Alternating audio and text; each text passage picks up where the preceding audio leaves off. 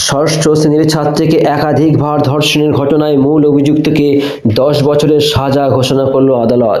পরিবারকে প্রাণে মেরে ফেলার হুমকি দিয়ে ষষ্ঠ শ্রেণীর ছাত্রীকে দীর্ঘদিন ধরে ধর্ষণ করার অভিযোগ। 2017 সালের ঘটনায় 2026 সালে অভিযুক্তর সাজা ঘোষণা করল আদালত। নদিয়ার তাহিরপুরের স্কুল ছাত্রীকে ধর্ষণের ঘটনাকে কেন্দ্র করে বুধবার মূল অভিযুক্তকে 10 বছর সশ্রম কারাদণ্ড ও 20,000 টাকা জরিমানা করল নদিয়ার রানাঘাট এডিজে আদালত। সূত্রের খবর, নাবালিকার প্রতিবেশী এক ব্যক্তি প্রদীপ গাঙ্গুলি ষষ্ঠ শ্রেণীর ছাত্রীর পরিবারকে প্রাণে মেরে ফেলার হুমকি দিয়ে একাধিকবার ধর্ষণ করে। সেই কারণে কাউকে খুলে বলতে পারেনি নাবালিকার সাথে ঘটে যাওয়া সেই নির্মম ঘটনা। পরবর্তীতে ওই নাবালিকার শারীরিক অবনতি হওয়ায় সমস্ত ঘটনা খুলে বলে পরিবারকে। সাথে সাথেই নাবালিকার পরিবার অভিযোগ দায়ের করে নদিয়ার তাহিরপুর থানায়। অভিযোগের ভিত্তিতে কর্তব্যরত পুলিশ আধিকারিক শুরু করে তদন্ত। পুঙ্খানুপুঙ্খভাবে ঘটনা তদন্ত সত্যতা উদ্ঘাটিত করে। 2017 সালের ঘটনা পর্যাপ্ত তদন্ত প্রক্রিয়া চলার পর 2026 সালের 4 ফেব্রুয়ারি অর্থাৎ বুধবার অভিযুক্তকে দোষী সাব্যস্ত করার পাশাপাশি 10 বছর সশ্রম কারাদণ্ড এবং 6 মাস অতিরিক্ত সাজাসহ 20,000 টাকা জরিমানা করে রানাঘাট এডিজে আদালত।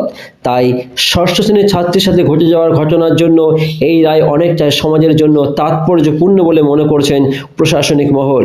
এই ঘটনায় সাংবাদিকদের মুখোমুখি রানাঘাট পুলিশ জেলার অতিরিক্ত পুলিশ সুপার লালটু হালদার বললেন, বর্তমান সমাজে আদালতের রায় অনেকটা দৃষ্টান্ত হয়ে থাকবে, কারণ এই অমানবিক ঘটনার সত্যতা উদ্ঘাটিত করতে পুলিশকে কঠোর পরিশ্রম করতে হয়েছে।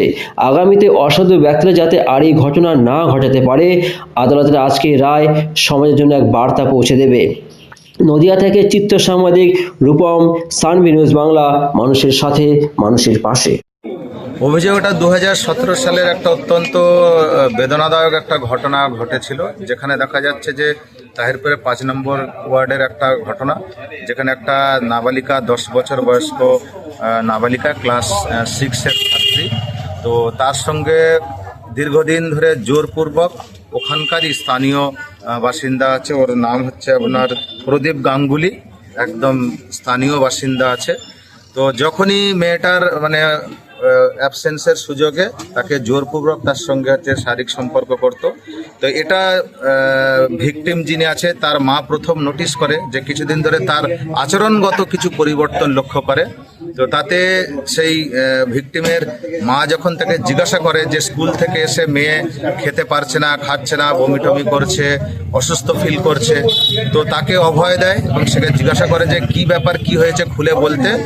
তখনই মেয়েটি সবকিছু খুলে বলে যে এইরকম পাশের বাড়ির কাকু ইনি আমার সঙ্গে এরকম জোরপূর্বক বোনকে মেরে ফেলবো, বাবাকে মেরে ফেলবো, এরকম ভয় দেখিয়ে আমার সঙ্গে শারীরিক সম্পর্ক করত।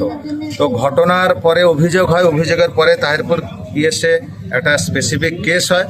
কেসে আমাদের আইও আছে বিশ্বজিৎ গাঙ্গুলি, খুব সুন্দর তদন্ত করে। তদন্তের পরে চার্জশিট সাবমিট করে। ট্রায়াল পিরিয়ডে আমাদের যিনি স্পেশাল পিপি ম্যাডাম আছেন, রাজশ্রী বেহুরা ম্যাডাম আছেন, অত্যন্ত তৎপরতার সঙ্গে উনি হচ্ছে কেসটা ট্রায়ালের সময় মনিটরিং করে। আমাদের নিজস্ব ট্রায়াল মনিটরিং সেল যেটা জেলার আছে, তাদের অত্যন্ত তৎপরতায় এবং ম্যাডাম রাজশ্রী ম্যাডাম এবং সর্বোপরি আমাদের ADJ learned ADJ Ranaghat court আজকের সাজা ঘোষণা করেন অভিযুক্তর বিরুদ্ধে। 10 বছর সশ্রম কারাদণ্ড এবং 20,000 টাকার অনাদায়ে 20,000 টাকা ফাইন আছে। তো অনাদায়ে আরো 6 মাস অতিরিক্ত তাকে কারাবাস করতে হবে।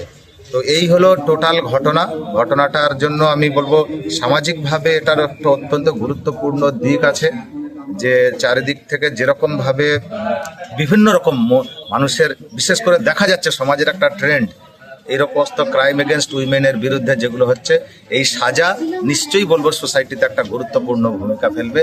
যাদের এইরকম বদমাইশি করার মানসিকতা থাকবে, আমরা আশা করি তারা সাবধান হবে, তারা এইরকম কাজ করার বিষয়ে অন্তত 10 বার ভাববে।